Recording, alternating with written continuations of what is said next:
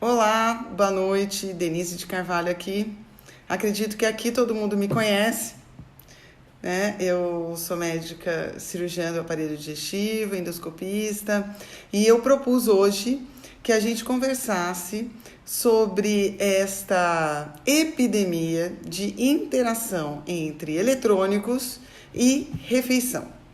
Aliás, eu acredito que seria até importante a gente abrir um pouquinho o leque dessa questão, né? E talvez até discutir um pouco o uso dos aparelhos celulares e tablets e eletrônicos por crianças tão pequenas como a gente tem visto atualmente. Eu também sou mãe, eu sei os desafios que nós temos para criar os nossos filhos nos dias de hoje, o desafio que a gente tem de não ceder pressões sociais e tudo para adequar os nossos filhos aos filhos dos outros.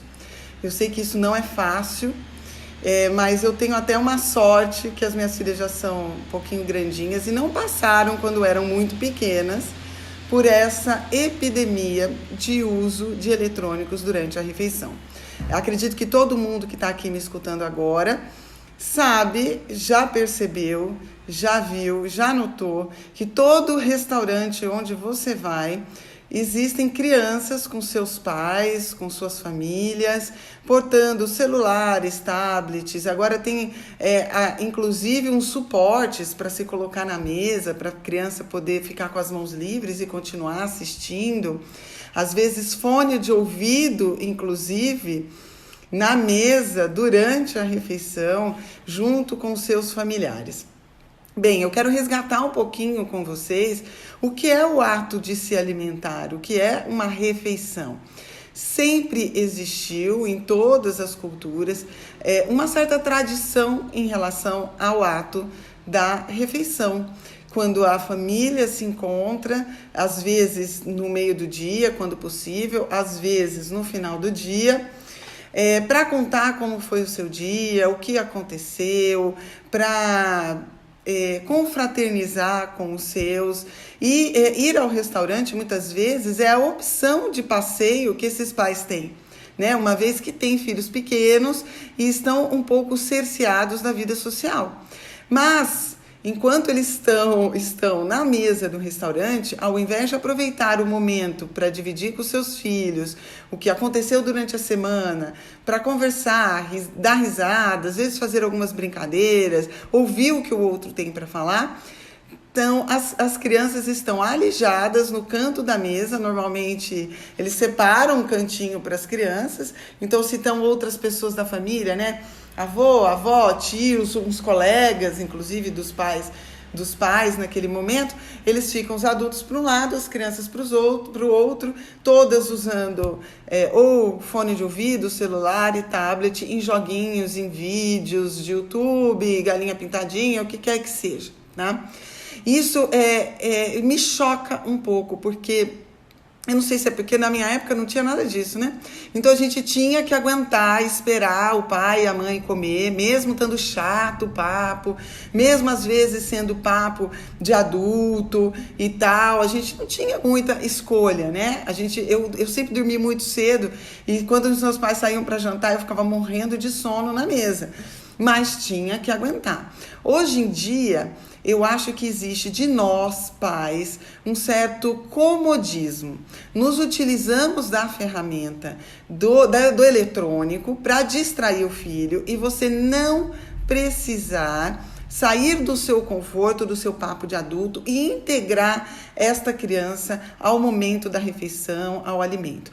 E isso não é só uma questão psicológica, antropológica, o que seja, comportamental, o que seja, porque eu não sou psicólogo, eu não sou socióloga, mas eu sou uma profissional de saúde que sei que o momento da refeição é um momento em que deve haver uma coisa que nós chamamos de atenção plena, ou em inglês, mindfulness.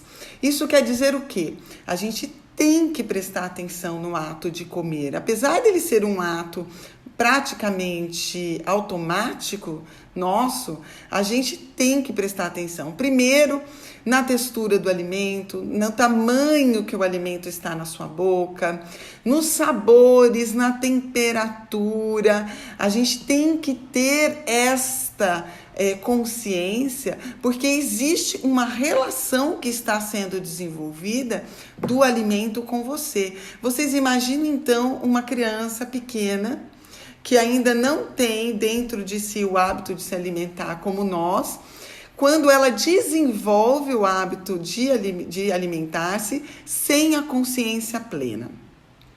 Qual que é o grande problema disso do ponto de vista médico, tá? Não estou falando da questão social e educacional, que eu já dei uma palhinha aí, mas não é o objetivo dessa live. Qual é o problema do ponto de vista médico de eu impedir que a criança tenha a total consciência do ato de alimentar? Bem, o grande problema disso é que grande parte da digestão começa na boca. E a partir de uma ação que a gente chama de digestão cefálica. A digestão cefálica se dá quando eu olho o alimento, quando eu sinto o cheiro do alimento, quando o garçom se aproxima com um prato e eu imagino que seja o meu. Isso, enquanto nós estamos com fome, na expectativa de comer, eu já inicio uma secreção digestiva, tanto na questão da boca mesmo, na questão salivar, quanto também no estômago. Por volta de 20% das enzimas digestivas que nós produzimos durante a refeição começam durante o que a gente chama de digestão cefálica. E a digestão cefálica só ocorre quando existe consciência do ato de se alimentar. Quando a criança está com um iPad, celular, ouvindo, assistindo, o que seja, e a mãe ansiosa para alimentar essa criança e impedir que ela se negue de comer, ela coloca o vídeo, deixa a criança hipnotizada com aquilo e vai enfiando a colher na boca, né? Grande maioria dos casos é isso que eu vejo. A criança tá que nem um robô. Nem tira o olho da tela, não tem consciência, ele não sabe o que ele está comendo, ele não sabe a temperatura, ele não vai saber nem identificar os sabores, porque ele não sabe o que ele está colocando na boca. Ele não sabe qual é o sabor da abobrinha, o que é o sabor do arroz, do feijão em separado, da carne, ele está pondo, a mãe coloca tudo aquilo misturado, põe na boca, ele não nem identifica. Isso é um problema sério. Por quê? Quando eu não tenho consciência do ato de me alimentar, eu tenho diminuição da produção dessas enzimas, como eu disse para vocês, portanto, a digestibilidade deste alimento vai estar comprometida. Uma vez que a digestibilidade vai estar comprometida, a sobra de alimento sem digestão dentro do sistema digestivo. Esse alimento que não é digerido, que está em partículas maiores, pode me causar uma série de problemas. Primeiro, aumenta a possibilidade de refluxo nessa criança. Segundo problema, eu aumento a possibilidade de problemas nutricionais. Desnutrição de nutrientes, porque como esse alimento não é quebrado, ele não sendo quebrado, eu não consigo absorver completamente este alimento. Então eu posso ter um alimento até de boa qualidade, mas não há absorção dos pequenos pedaços nutrientes.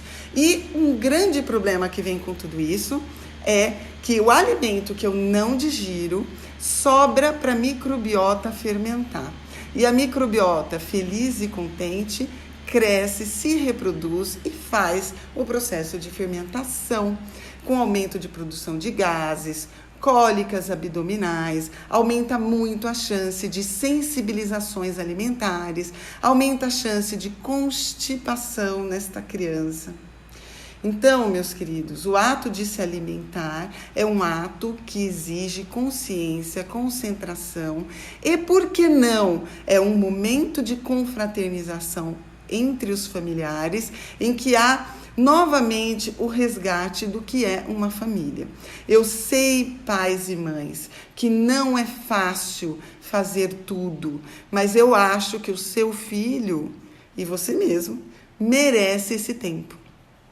Porque você vai assegurar uma melhor assimilação de nutrientes para o seu filho, você vai assegurar uma menor chance de refluxo, de alergias e sensibilidades alimentares e vai assegurar um bom momento em família. Que seja o único do dia, mas que seja um momento de confraternização.